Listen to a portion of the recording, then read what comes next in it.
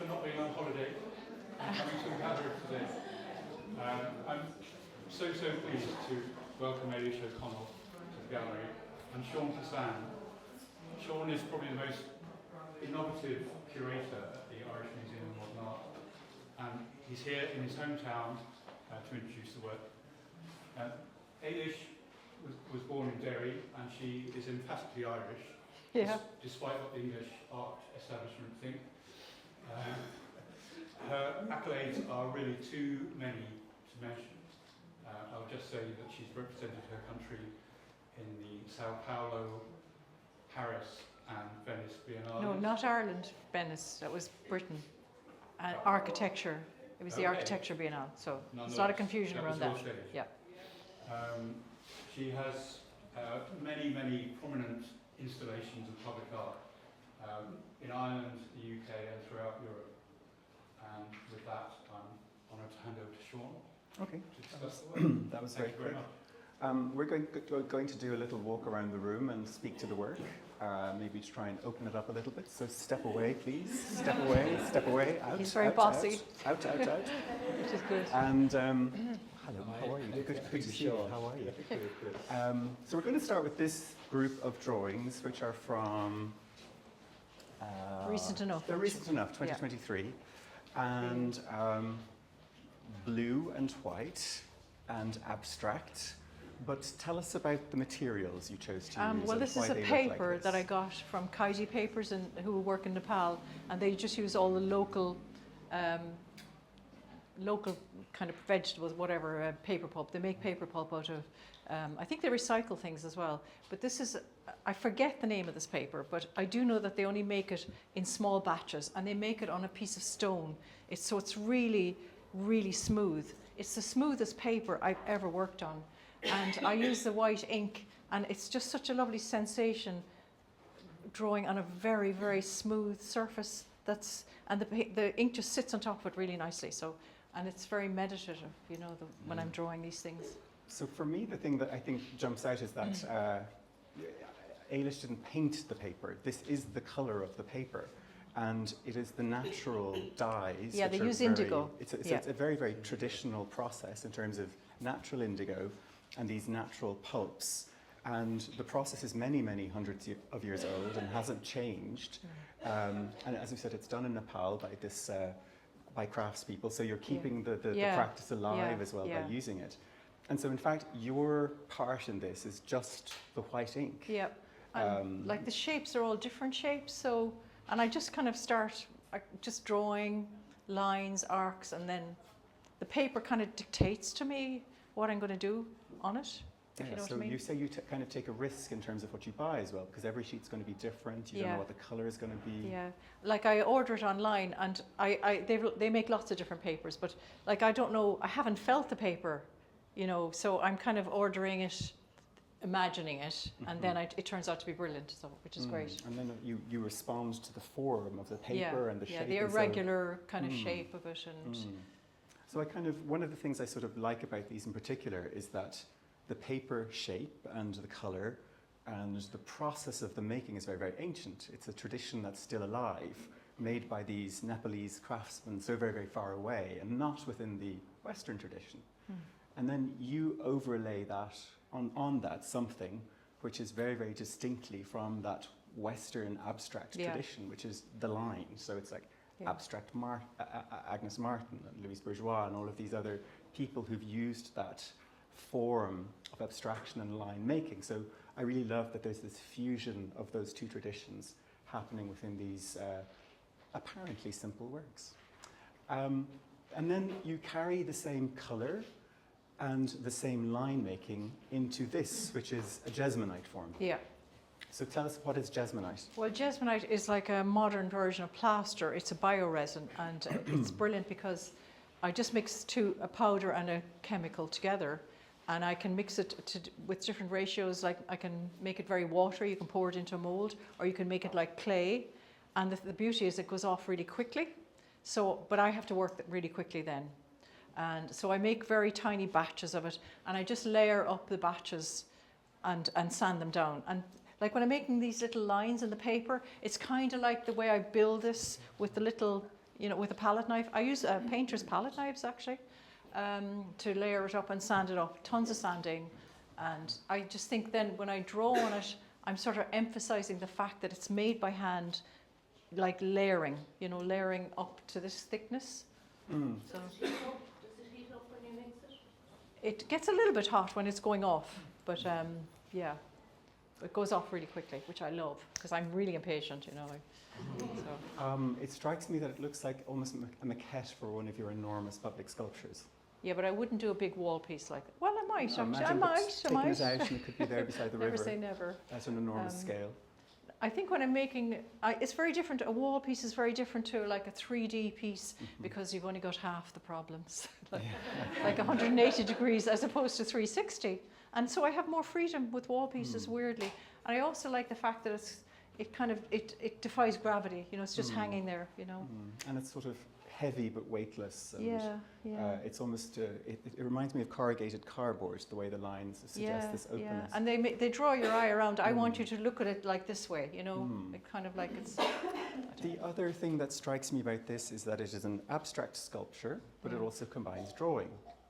In terms of you've taken what might be associated with paper and transferred it onto this form, and I find that's not a practice I often see, is those two things combined. Drawing onto the surface. I'm just kind of reinforcing the idea that this thing is handmade. I make it from nothing, you know, just materials that I use. So it's... so then it's, so we described the Jesmonite is made through a process of, Jesmonite's made with the process of this painted plaster in layers, Yeah. And then that's entirely different to this gourd form, which is called... It's Edge Camarna. Camarna is a place. Camarna, I often use place names in my pieces. So this is cast bronze. Yeah. So a plaster maquette, which is then sent to the foundry. Yeah. And talk to us about the form, the colour and the process. Okay. Well, I love gourds. I kind of collect gourds. I used to live in Brixton and there's an African market there and I used to just go and buy gourds, and it was like my connection with nature was going to this market, and I just bought tons of gourds and I would cut them up, and there's even gourds over here, like there's the end of a gourd on that piece. And then I made a point on it. So found form, objects. process. Yeah. So it's made in plaster, and then I just take it goes to the foundry. This is a great patina. It's by Pangolin, who are in the Cotswolds in England, and they do fantastic patinas. Amazing. Explain patina. Patina is like, the raw bronze is like, it's kind of sanded down and kind of polished to it's reflective.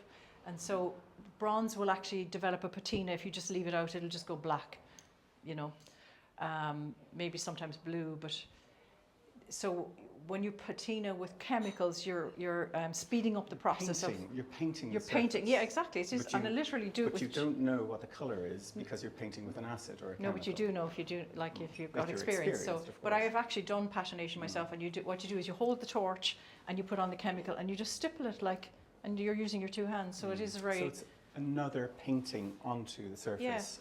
As this is drawing onto the surface, but this is a more traditional form, perhaps, in terms of it's better understood. Yeah, but like the patinas now are really, some of the recipes are there since the Victorian times, and foundries protect their patinas. They're under lock and key, the chemicals, because they're mixes that they've used for hundreds of years. It's very beautiful, I really, and it reminds me that it's like a stone. It ends up looking like not so much Connemara well, that's what marble, Pangolin can do. They can make bronze look like stone. Yeah, it's very beautiful. And so if this looks like stone that's been direct carved, if we move over to here, this is direct carving. So this is the third process that we can see in terms of the Jesmonite, the cast bronze, and now direct carving into stone, which you started off, I guess, in Cork. I did it myself in Cork.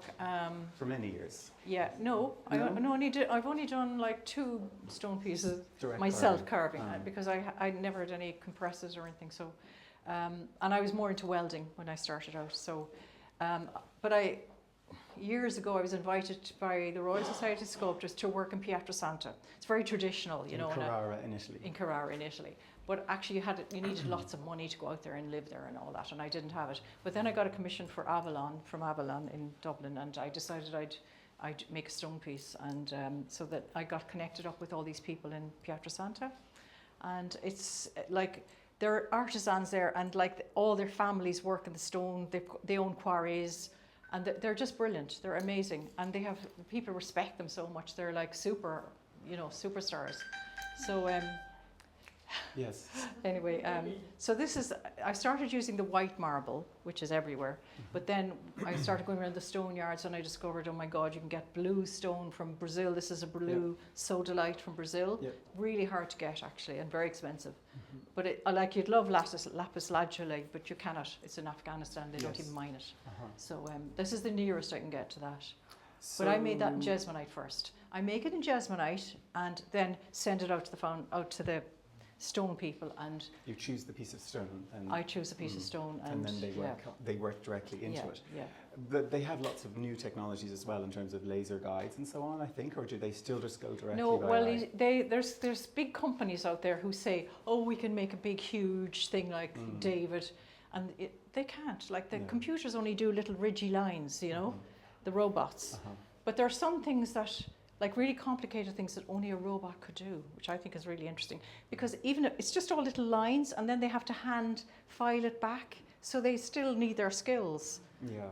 And also a piece of stone it's not like I work with metal. Metal has tensile strength. Stone doesn't. There's a lot of things you can't do in stone. They have to support themselves.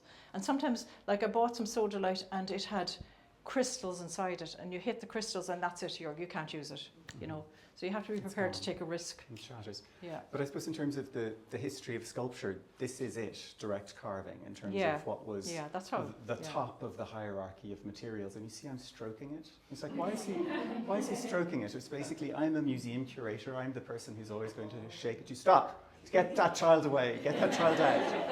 But this is the one piece in the exhibition that we will invite you to caress, because 50 pence.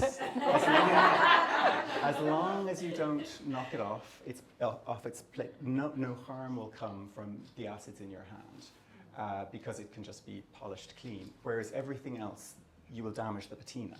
So in the way that's a kind of, an acid is making the colour, your acid is going to make another colour, which will change the work.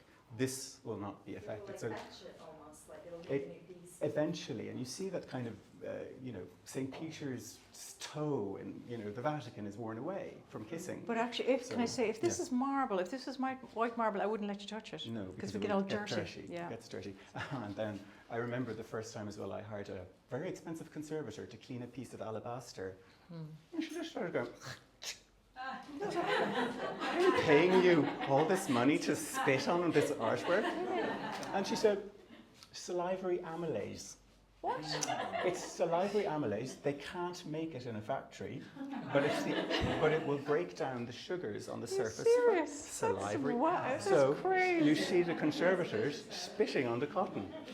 This you're allowed to touch, nothing else, and I will be keeping a close eye to make sure you're not touching the bronze. So from there, we're going to look at this, and we've talked about the paper, we've talked about the abstract line. This looks like it should be the same thing, but it's not. So tell us the ways in which it's different. Okay, this is painted with indigo. I mean, I love indigo. There's something really rich about it. It's called hyphae. Hyphae are the little connections that mushrooms and fungi make under the ground. This whole thing, there's a whole theory now about the trees talk to each other through these. And and it's literally like that. They just go dum dum dum. And I looked at some and I thought, I'll just use it in a very geometric shape. And that's it, really. But it's also like the brain drawings that I do. Like, Well, we're not ready to talk about that yet. okay. But it's just like those patterns they're in us too. These systems and circuits are within our bodies. Well, there's different colours indigo. What? There's different colours in that as well. Yeah, there's it is a bit dark around the edges, and I do that on purpose. And what paint is the indigo? Pardon? What paint do you use for the indigo? That would have been before I discovered Sennelier. Oh yeah. It says Winsor & Newton. Yeah, Is it's still quite good actually. Winsor & Newton watercolour. watercolour? Yeah. Oh, it's watercolor. But very intense, obviously. But I suppose the point is, the assumption I made was that it must all be this Nepalese paper, and that was the process, whereas in fact, this is the paper colour, and these are watercolours, which are within the same register, but it's a different process. So this is what you might expect the process to be. This is an unexpected one. But they're arriving at similar outputs, but very, very different objects. And also, I suppose the thing I wanted to talk about in this is that while in those drawings, which are this line of abstraction repeated, it's speaking about the grid and that type of modernist language. Whereas I feel in this, we have a different register, which is the natural world, and thinking about mycelia and mimicking these forms, the line formed in nature. And as you said, that it was so different the way we talk about it then. We talked about other artists and traditions of art in that one.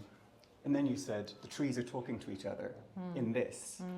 And so for me, it's very interesting the way that a line, a straight line, a white line on blue paper can mean different things according to the squiggle and according to how an artist might introduce the idea.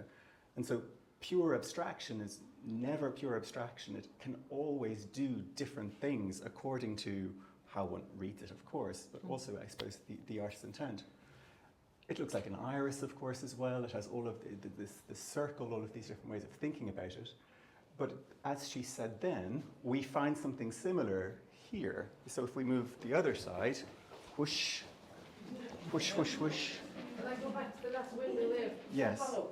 No, yes, It no. is hollow. Hollow, yes. Yeah, it is hollow. But Yeah, how thick? it'd be really heavy. How thick? It's very thin, actually. I know the thinner the better for me. I like them light. And bronze is very expensive, so they try and make it as strong She as said that possible. there was some, It you had agreed with starts. something It for the starts Vincent solid. John. It starts as a solid piece of jasmonite. Yeah, it's So well, it's a depends on what. solid I edge. sometimes would carve it out of a bit of polystyrene, or make them or make a wire shape, and then covered with a And plaster that wire bandage shape or. whatever it was gets removed. Yes. Yeah. it's- Oh, right. Yeah, and they use No, the it doesn't little- get removed. It gets added onto, and I build it up with layers of. But she's asking about what happens in the bronze foundry. Oh, the bronze. Sorry, is that what you? She's Yeah, trying to. yeah. What's the process between you making the model and the bronze foundry? Oh God, I did how to set up a foundry course in London, and one thing I learned was I will never set up a foundry because it is the most incredibly complex business to be in. But it kind of gets burned away, is what she's Well, asking. the thing is, no, they take a mold off this, right? A mold. Yeah. They put paint wax into it. Yes. Then the wax is put into a ceramic shell, which is turned for 7 days in the same temperature in a room while it dries, a ceramic shell. And then the wax is burnt out of the ceramic And they shell pour the by bronze pouring into the it. hot bronze into it, and the wax just melts away. And it's So the, just it's, for clarification, the initial mold that you made is not in that. no, No, no, no, no. it's gone. No. And so that's how you can arrive at extremely fragile forms like this is a lotus leaf. Sorry, I'm touching it. This is a lotus leaf, which you shouldn't be able to cast something like that. But because you make it with this wax, that it's the form is imprinted into it, and then the wax is burned away by the hot bronze, that's why you can create these really, really intricate bronze forms.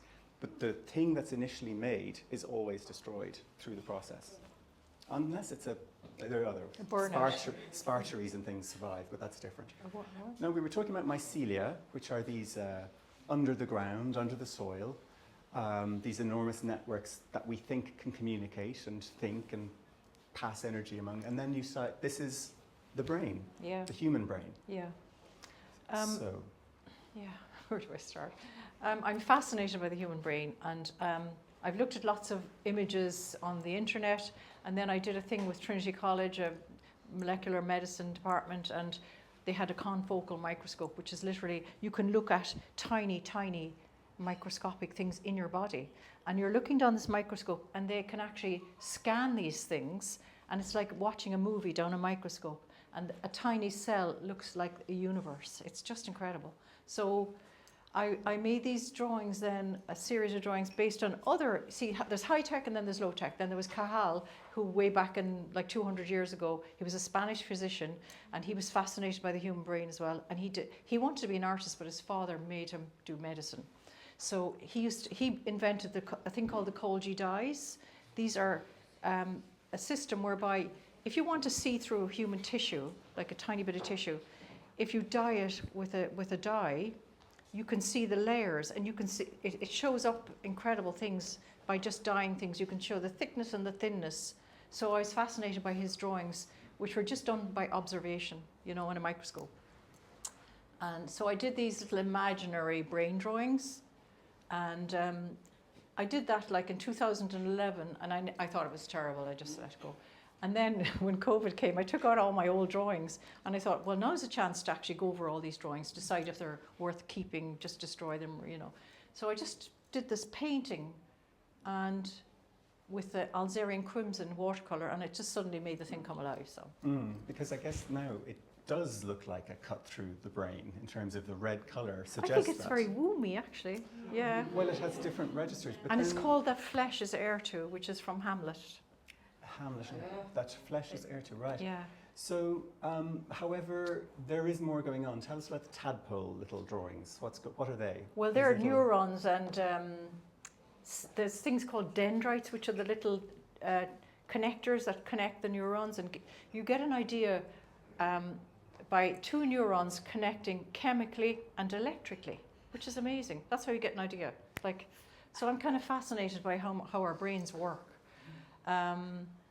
And even the word dendrites, that relates to trees. It's the same word for branches in Latin. So Dendron. Yeah. I love the way everything is kind of connected, you know. And So, and again, it's bringing us right back to this in terms of a dendron in your brain being this branch of a tree, and then this is this mycelium. And so you're identifying that the same patterns exist yeah, within these, and the form is quite different in here. But also I love this kind of idea that you have for making the drawing is this chemical and yeah, electrical. Yeah, yeah. That's Just exactly what's thinking about happening that as you're and kind of drawing, letting- that this is the process. But also really what you're suggesting with these two works is that there is so little difference, or the fundamentals are yeah, the same yeah. between this world and this, even Yeah. though we rarely Yeah, give it yeah, that sort of yeah. credit. yeah. I guess it is an ecological work in that way. But again, in terms of what I also am trying to suggest is that there are different ways in which something that might appear as total abstraction be informed through research. So this is what one might call research-based abstraction, because in the way that you talked about, you said, well, there's this guy 200 years ago in Spain, and then there are these spectrum micrograph things, and so you pulled on 300 years of knowledge to arrive at the making of this form. And so it's kind of, this is a sort of 1960s derived image. This is something which is more recent in terms of what, you need these spectrograms and so on. This is science-based, and this is much more observational, and as you said, an artist. And imaginative. And imaginative. Yeah. So again, these different ways that an artist might arrive at what seems to be the same image. So this is the process in the brain, and then we're going to go whoosh, whoosh. Like cave drawing. Oh yeah, yeah. We're going to try and make some space here. And so we've talked about the mycelium as a brain, we've talked about the brain, and then this is a different type of brain again, because this is the lotus leaf, which you got from China, which you brought from China. Yeah, brought from Physically China. brought from China. And of course, the lotus eaters references, again, a kind of Drugs. psychedelic process. So it can be something which is... Changes your brain function? It changes, and it's shamanistic as an ancient Yeah. tradition. So there's, again, this sort of the plant being something that changes the brain. Of course, fungi, shrooms or whatever. This is they're also very there's strangely useful. a line happening between the drawings. But so this is, again, a very unusual process in terms of it looks very, very sculptural, but tell us what this is, this lotus leaf. Oh, I like the way they've eroded, and and again, this is a Nepal paper, I forget what it's called, but I joined the two sheets together, and it's kind of like a mirror image, but it's not. And you see, there's these lines. I originally thought I'd sew the leaf on, but sure, it's too delicate, and I couldn't do it. So then I thought I'd fake sew it. So I just did all these little pretend sewing lines to kind of make the two kind of, I don't know, connect. So we need to take about 10 steps back. You buy the lotus leaf in China, you Yeah. bring it home in your suitcase, many of them in a leaf. Yeah, big packet.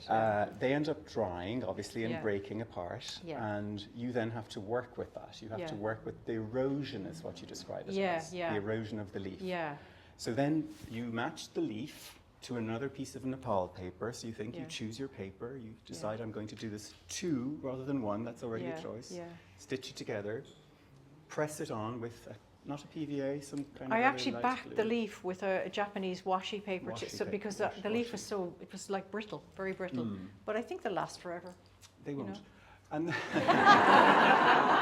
they're taken care of, if they're taken care of.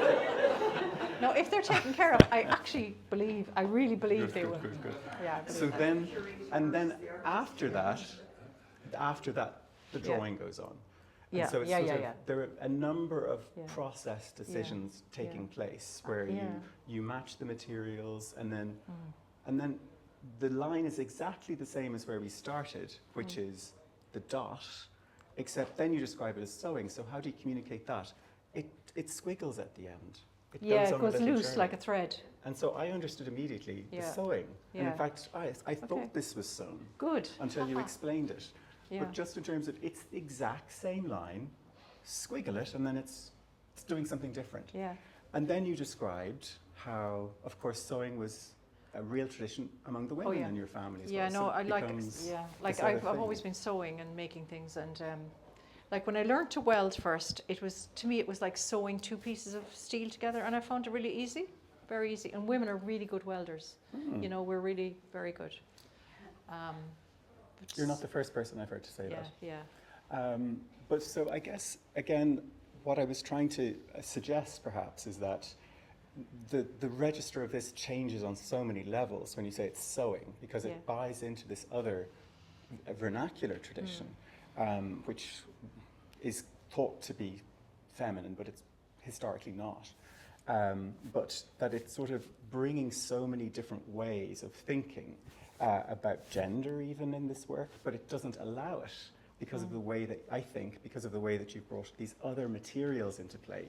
It becomes much more about this lotus leaf, or it becomes much more about combining these traditions, and even the way that we introduced it, which was thinking about the brain, all of a sudden it's registering those other things. I agree. And from there we go back into something then which is maybe more like what people expect of your work, Yeah, perhaps. this is, it's called Full and Empty. It's just, this is bent wood, and this is a bit of a gourd that I ended up modelling, you know. And the lines are really about, I use the lines to give like sculpture, the surface of the sculpture to me is like the skin of your body, you know. It has to have an identity, and I think when I do the lines, I'm actually emphasizing all the energy that went into making the piece, because I make it with layers and layers and sanding off the layers, and it's very repetitive and kind of hard work, really. So I just think I'm emphasizing the kind of the handicraft, the work, you know, the kind of craft work in it. And again, it's an entirely different material to what It's we've seen jesmonite, already. yeah, but it's mixed with wood, you know. so- Mixed with wood. yeah, So yeah. every piece has a different process, is Yeah, what we've learned in this yeah, short yeah. 15 minutes. Yeah, I love different materials, and I love experimenting with different And materials. so even though they might be apparently the same, more often they're not. Yeah. And then even in terms of the drawings, which are apparently the same, they're not. Again, because of your choice of materials. That was a very brief introduction to Eilish O'Connell's practice. So please, Eilish, it's a beautiful exhibition. Well Okay, done. thanks.